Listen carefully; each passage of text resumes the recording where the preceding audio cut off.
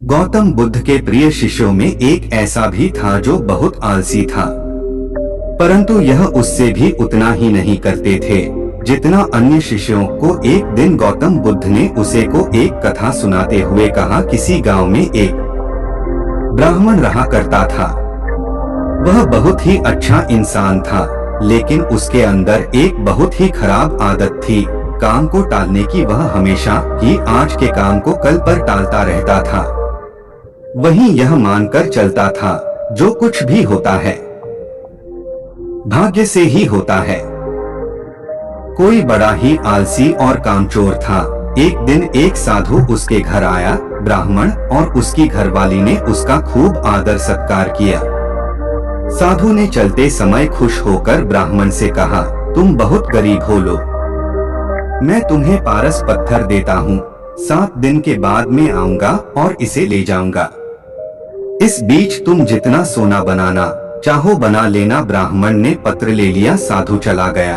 उसके जाने के पश्चात ब्राह्मण ने घर में लोहा खोजा, उसे बहुत थोड़ा लोहा मिला। मैं उसी को सोना बनाकर बेच आया और को सामान खरीद लाया। अगले दिन स्त्री के बहुत जोर देने पर वह लोहा खरीदने बाजार गया तो लोहा कुछ महंगा था।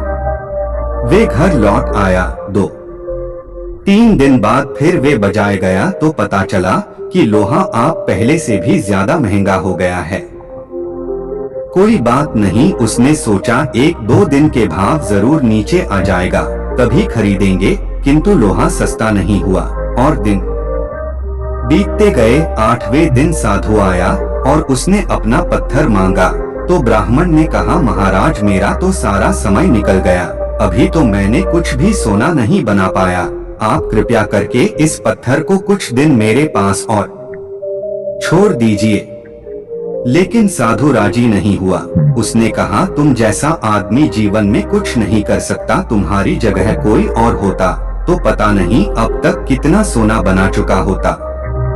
जो आदमी समय का उपयोग नहीं जानता वे कभी सफल नहीं होगा। ब्राह्मण पछताने लगा और अब क्या हो सकता था, साधु पत्थर लेकर जा चुका था। उसे अपने आलस और भाग्य पर जरूरत से ज्यादा यकीन करने की कीमत चुकानी पड़ी। इसलिए कहा जाता है कि आलस ही मनुष्य के शरीर का सबसे बड़ा शत्रु है। शेष अब बुद्धि के कहने का तात्पर्य समझ चुका था।